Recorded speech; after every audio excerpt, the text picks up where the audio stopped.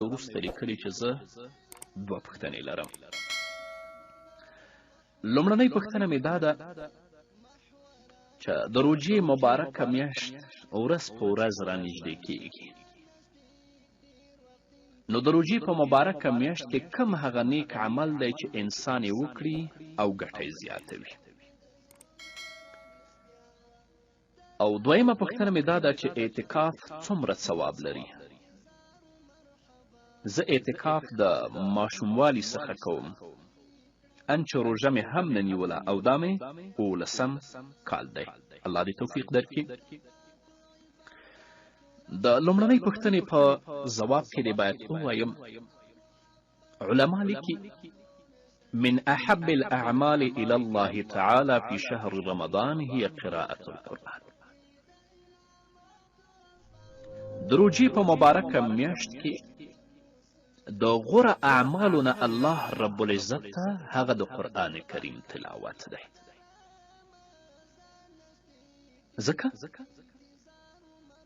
چې د قرآن کریم هر حرف چې ته لولې د هر حرف په بدل کې الله رب العزت تاسو ته 10 نیکیانې درکوي. والله یضاعف لمن یشاء، او د چا لپاره چې الله وغواړي د دې نه هم زیاتې ورکوي.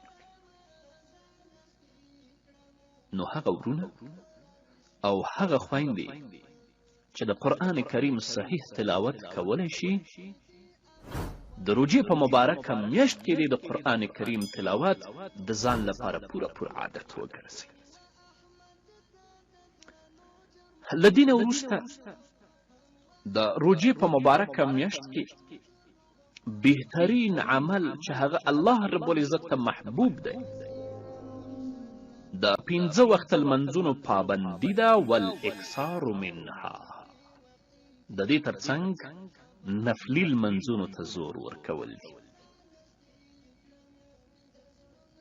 او په ځانګړې توګه د روژې په مبارکه میاشت کې د تراویحو ادا کول دي په جمع سره.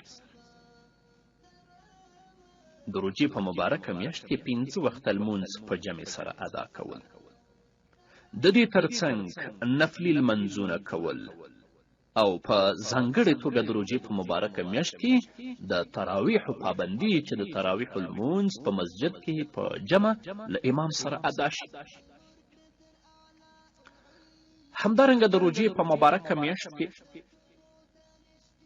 غوره عمل چې الله رب العزت ته هغه ډیر محبوب دی هغه صله د ارحامو ده. که ستاسو دوستان دي، ستاسو اقارب دي، نو هغو سره تاسو تګ او راتګ ډیروئ. په ځانګړې توګه ځینې هغه ورونه چې خپل منځ کې سره خوابدي وي، یا د کورنۍ او اقاربو نورو غړو سره په څه خبره باندې سره خوابدي، د روژې په مبارکه میاشت کې همدغه خوابدي ختمه کړئ چې الله رب العزت مو اعمال قبول کړي، او خپل منځ کې رابطه ساتئ، تګ راتګ کوئ چې الله رب العزت مو د روژې په مبارکه میاشت کې اعمال درته قبول کړي. همدارنګه د روژې په مبارکه میاشت کې هغه عمل چې الله رب العزت ته ډیر محبوب دی او تاسو رب ته نږدې کوي هغه صدقات دي. من افضل الاعمال التي يجزي الله فاعله وتكون بالمال أو بالطعام أو باللباس، وقد كان رسول الله صلى الله عليه وسلم أكثر ما يكون كريما في شهر رمضان. دا صدقه د هغو اعمالو نه شمیرل کیږي چې الله رب العزت د دې فاعل ته او د دې کوونکي ته لوی لوی اجرونه ورکوي. تاسو کولی شئ چې صدقه بالمال وکړئ، صدقه په ډوډۍ سره وکړئ، صدقه په جامې سره وکړئ. نبی کریم صلی الله علیه وسلم به په هر وخت کې جواد و، لکه د روژې په مبارکه میاشت کې به نبی کریم صلی الله علیه وسلم د ډیر نه ډیر جواد و.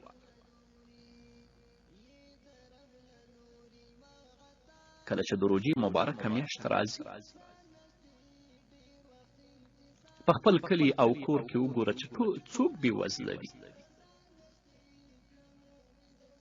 په خپلو خپلوانو کې وګوره چې څوک بېوزله دي. چاته یو بوجۍ اوړه واخله، چاته یو ډبه غوړي واخله، چاته یو کیلو غوښه واخله او چاته یو بوجۍ وریجې واخله چې هغوی کله پیشنمی پاڅېږي، کومه خواړه چې تا وروړي په هغو باندې پیشنمی وکړي او تا ته دعاګانې وکړي. او کله چې د روژه ماتې په وخت کې خپلو اولادونو سره راټولیږي روژه ماتوي، الله ته لاسونه پورته کړي تا ته دعاګانې وکړي. ډیری ورونه او ډیری کورنۍ داسې شته چې د پیشنمي په وخت کې به ده ته قسمه قسمه خوراکونه ایښي وي، حیران به وي چې کوم یې وخورم. همدارنګه د روژې په مبارکه میاشت کې د افطار او د روژه ماتې په وخت کې به دوی ته قسمه قسمه خوراکونه ایښي، حیران به وي چې کوم یې وخورم او په کومه روژه ماته کړم. اما ډیری داسې کورنۍ شته دی چې هغوی روژه هم په اوښکو او روژه هم په اوښکو ماتوي. او ډیری کورنۍ خو داسې دي چې زه یې پېژنم چې وچه ډوډۍ په اوبو کې لمدوي، د الله د ویرې نه په هماغه باندې روژه هم نیسي او د الله له ویرې نه په هماغه باندې روژه هم ماتوي.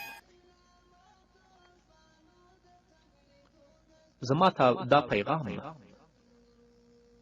په ځانګړې توګه شتمنو ورونو ته دی، سوداګرو ته دی، تاجرانو ته دی. که غواړئ چې الله رب العزت مو اعمال قبول کړي، که غواړئ چې الله درنه راضي شي، که غواړئ چې الله ته نږدې شئ، که غواړئ چې الله مو په مال او په اولاد کې برکت واچوي، که غواړئ چې الله مو له فتنو نه وساتي، نو د روژې په مبارکه میاشت کې صدقات وکړئ. د بېوزلو کورنیو حال واخلئ، د کونډو حال واخلئ، د یتیمانو حال واخلئ، د هغوی له مخونو او د هغوی د سرونو نه د حسرت، د ناامیدي او د ناهیلتوب دوړې وڅنډئ. هر څه مو چې په وس کې دوی سره مرسته د الله لپاره وکړئ. همدارنګه د روژې په مبارکه میاشت کې هغه عمل چې تاسو الله ته نږدې کوي او الله مو عبادتونه قبلوي هغه زکات دی. زکات چې هر وخت ستاسو په مال باندې کال تیر شي ورکولی شي، خو د روژې په مبارکه میاشت کې ادا ډیره بهتره او ډیره غوره ده. ځکه یو فقیر، یو مسکین، یو بېوزله او یو قرضداره ته که تا د خپل د زکات پیسې ورکړي، نو هغه فقیر و محتاج او مسکین به د روژې په مبارکه میاشت کې ستا د زکات په پیسو باندې چې د الله حق دی خپلې ستونزې او خپل مشکلات رفع کړي او الله رب العزت به تا ته څو چنده اجرونه درکړي. همدارنګه د روژې په مبارکه میاشت کې د غوره اعمالو نه یو عمل هغه اعتکاف دی د روژې په مبارکه میاشت اخره لسیزه کې. لکه څنګه چې ستا پوښتنه هم همدا ده. نبی کریم صلی الله علیه وسلم په خپل مبارک ژوند کې کله هم اعتکاف نه دی پریښی. په مسجد نبوي کې محمد رسول الله صلی الله علیه وسلم اعتکاف نه دی پریښی او د هغه له وفات نه وروسته د نبی کریم صلی الله علیه وسلم مبارکې میرمنې زموږ میندې او د مؤمنانو میندې دوی به هم به اعتکاف ته ورلیدل. ځکه د روژې په مبارکه میاشت کې په آخره لسیز کې اعتکاف ته ورلوېده دا د الله رب العزت د عبادت لپاره ډیر لوی چانس دی، ډیر لوی فرصت دی. ځکه د دنیوي کارونو نه، د دنیوي تشویشونو نه او د دنیا د مشاغلو نه ته په فارغ یې، ګوشه یې هلته به ته الله یادوي، هلته به د الله رب العزت د کلام تلاوت کوي او د الله رب العزت نه به ته بخښنه غواړې. داسې ورونه او خویندې شته چې د روژې په مبارکه میاشت کې په آخره لسیزه کې تقریبا 9 واره 10 واره قرآن کریم ختموي. ته فکر وکړه یو کس چې د روژې په مبارکه میاشت کې په آخره لسیزه کې 15 واره 6 واره یا 10 واره قرآن کریم ختم کړي او د هر حرف په بدل کې الله رب العزت دته 10 نیکیانې ورکړي، د دې نیکیانو حساب څوک کولی شي؟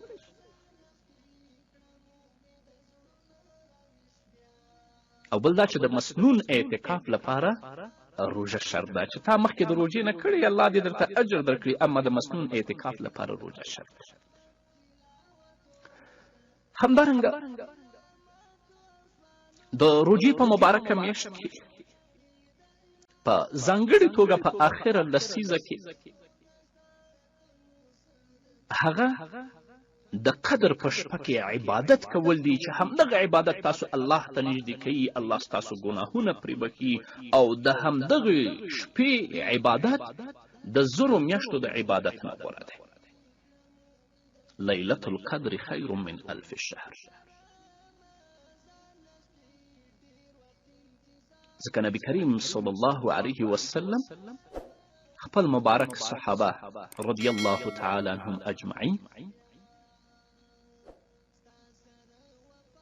د قدر د شپې د ژوندي ساتلو ته رابلل او دعوت کولی. او نبی کریم صلی الله علیه وسلم فرمای من قام لیلة القدر ایمانا و احتسابا غفر له ما تقدم من ذنبه وما تأخر. څوک چې د قدر په شپه د ثواب په نیت باندې ویښ پاتې شي او د الله رب العزت عبادت وکړي، الله رب العزت به د مخکیني او وروستني ګناهونه ورته وبخي. البته سبا خو که په دغه شپه الله ته د تضرع او عاجزي لاسونه پورته کړي، د کبیره ګناهونو بخښنه هم د الله رب العزت نه وغواړي، امید ده چې الله رب العزت کبیره ګناهونه هم ورته معاف کړي. همدارنګه د روژې په مبارکه میاشت کې بل غوره عمل چې ګټه یې زیاته ده، ثواب یې ډېر زیات دی، چې کله تاسو د سهار لمونځ امام سره په مسجد کې په جمع باندې ادا کوئ، هلته کښېنئ تر څو چې لمر راوخیږي، د لمر د ختونه وروسته د اشراق لمونځ ادا کړئ. او وروستنی که د چا وس وي عمره ده د روژې په مبارکه میاشت کې، ځکه د روژې په مبارکه میاشت کې عمره دا معادل د حج ده، لما فيها من مشقه، ځکه په دې کې تکلیف او مشقت ډېر دی. الله رب العزت دې ټولو مسلمانانو ته زموږ ورونو او خویندو ته د روژې په مبارکه میاشت کې د عبادت او د الله د یاد او د قرآن کریم د تلاوت او د صدقاتو توفیق او د اعتکاف توفیق ورته برخه کړي.